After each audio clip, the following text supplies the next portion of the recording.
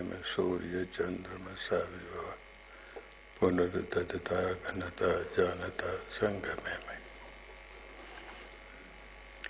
आदरणीय महामहिम राष्ट्रपति महोदया, माननीय दिल्ली प्रदेश की मुख्यमंत्री महोदया श्रीमती शीला दीक्षित जी, पूज्य स्वामी बलदेव जी, माननीय धर्मपाल जी, योगानंद जी, रमाकांत जी, मंचासीन सभी नेतागण हुआ था जिसने इस तमाम देश के अंदर नहीं विश्व के अंदर एक नई क्रांति पैदा की थी। भारत तो उस वक्त बहुत बुरी हालत में था, प्रतंत्रता की बेड़ियों में जकड़ा हुआ था, अंधविश्वासों से घिरा हुआ था, देवियों को पांव की जूती माना जाता था, बहुत बड़े वर्ग को अछूत कह करके दुदकारा जाता था, गुलामी से निजात पाने का कोई रास्ता दिखाई नहीं देता था। उस जमाने में ऋषिवर दयानंद ने सत्यार्थ प्रकाश के माध्यम से सबसे पहले ये घोषणा की थी कि अपने राज से बड़ा कोई सुराज नहीं हो सकता। 1857 की क्रांति की अग्नि बुझ जाने के बाद वे पहला व्यक्ति था जिसने भारत के प्रसंग में स्वराज्य का शब्द इस्तेमाल किया था। वे पहला इंसान था जिसने अंग्रेजी राज के खिलाफ बगावत करते हुए 1875 के अंदर नमक के कानून का विरोध किया था।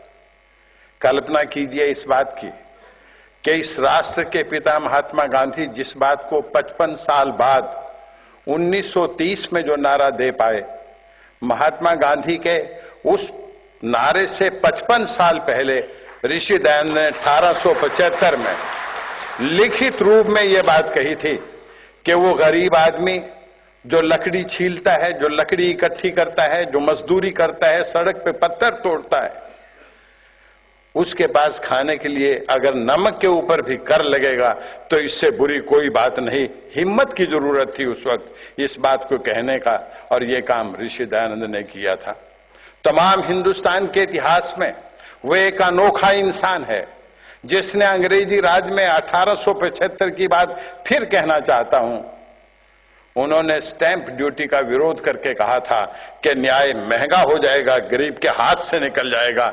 मैं कागज के ऊपर जो कानून बना करके सरकार ने टैक्स लगाया है, मैं उसका विरोध करता हूं। यह ऋषि दयानंद पहला व्यक्ति था जिसने पूना में प्रवचन देते हुए ये कहा था कि आज लाखों कन्याओं का भ्रूण हत्या की जाती है, गर्भपात किए जाते हैं, और एक भ्रूण हत्या से एक ब्रह्म हत्या का पाप लगता है।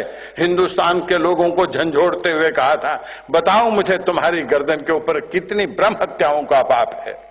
जिस बात को आज यूएनओ गर्ल चाइल्ड वर्ष मनाती है, विमेन डे मनाती है, महिला सशक्तिकरण की आज जो बात की जाती है, ऋषि दयानंद ने तो 1875 में की थी। वो एक युग द्रष्टा था, वो एक महामानव था। यहां बाल विधवाएं रोती थी, वृद्ध विवाह होते थे, बाल विवाह होते थे। आदमी तो कई विवाह कर सकता था, लेकिन अगर कोई अभागिन पति वही ना हो जाती थी तो उसे आग में सौंप दिया जाता था। ये दयानंद था जो उसकी मूक वाणी बन करके गुर्राए थे, और उन्होंने कहा था इन बेटियों के ऊपर यह अत्याचार सहन नहीं किया जा सकता, यह सहन नहीं होना चाहिए। ये दयानंद थे जिसने पूरे समर्पण भाव के साथ, भगवान के प्रति आस्था के साथ आज के दिन ये कहा था, प्राण छोड़ते वक्त चेहरे पे एक मुस्कुराहट लेकर के, कोई गिला नहीं था उन्हें परमपिता परमात्मा से। उन्होंने कहा, तैने अच्छी लीला की, तेरी लीला पूर्ण हो। लेकिन वो व्यक्ति जिसने सारी उम्र में कभी भगवान को उल्हाना नहीं दिया, उस व्यक्ति ने केवल मात्र एक बार भगवान को उल्हाना दिया है। गो करुणानिधि पढ़ो। गो करुणानिधि में जब गौओं के ऊपर होने वाली छुरी चलने वाली बात की वो चर्चा करते हैं, उस वक्त जैसे एक पुत्र पिता के साथ संवाद करता है। ऋषि दयानंद भगवान को कहते हैं, हे परम पिता परमात्मा, क्या तेरा न्याय भी इनके लिए नहीं रहा? इन मूक प्राणियों की हत्या को देख करके क्या आपका न्यायालय भी बंद हो गया है? जो आज इनकी हत्याएं होती हैं, वो इंसान देवियों के लिए लड़ा, वो इंसान गरीबों के लिए लड़ा, वो इंसान धार्मिक कुरीतियों के खिलाफ लड़ा, वो इंसान मूक पशुओं के लिए लड़ा, और इस तरह उस इंसान ने अपने जीवन का बलिदान दे दिया। महामहिम, जिस राजस्थान के साथ आपका संबंध रहा है, उस भूमि पर जब ऋषि दयानंद जाने लगे तो लोगों ने, भक्तों ने कहा, ऋषिवर, वहां के लोगों का विचारधारा कुछ भिन्न है, वहां ज्यादा खंडन मत करना। ऋषि दयानंद ने कहो, भोले इंसानों, जंगल को कभी उस तरह से नहीं काटा जा सकता, वहां कुल्हाड़े चलाने पड़ते हैं। और मैं सच्चाई कहने के लिए अगर मेरे को कोई तोप के मुंह पर बांध करके भी ये पूछेगा, दयानंद बोलो, सच बोलोगे या नहीं, तो मैं तो भी सच बोलूंगा। मैं सोचता हूं, सुकरात ने सच्चाई के लिए एक बार जहर के प्याले को पिया था। मैं उसे संत कहता हूं, मैं उसे महानतम इंसान कहता हूं, पर मैं पूछना चाहता हूं आपसे, जिस इंसान ने, दयानंद ने सच्चाई के लिए 17 बार जहर के प्यालों को पिया, मैं और आप उसे क्या कह करके संबोधित करोगे? ऋषि दयानंद ने कहा था, अगर मेरी उंगलियों की बत्तियां बना करके जला दी जाएं तो भी मैं तो सच्चाई की बात कहूंगा। जब दीपमाला के दिन मोमबत्तियां जलती हैं, मेरा मन करता है मैं एक एक मोमबत्ती को संबोधित करके कहूं, मोमबत्ते, तुम कहीं दयानंद की उंगलियां तो नहीं हो जो अंधकार को दूर करने के लिए आज जल रही हो। उस महान दयानंद के चरणों में मैं तो केवल मात्र इन शब्दों के साथ श्रद्धांजलि अर्पित करता हुआ अपनी बात को समाप्त करूंगा कि सकल रज रेणुओं को मणियों पे वार डारूं, मणियों को वार डारूं सूरज और चंद्र पे, सूरज और चंद्रमा को स्वर्गहू पे वार डारूं, स्वर्गहू को वार डारूं भारत सुकंद पे, भारत की भूमि को मैं भक्तों पे वार डारूं, भक्तों को वार डारूं ऋषि छंद पे, और ऋषियों को मैं तमाम भारत पे वार डारूं, भारत को वार डारूं ऋषि दयानंद पे।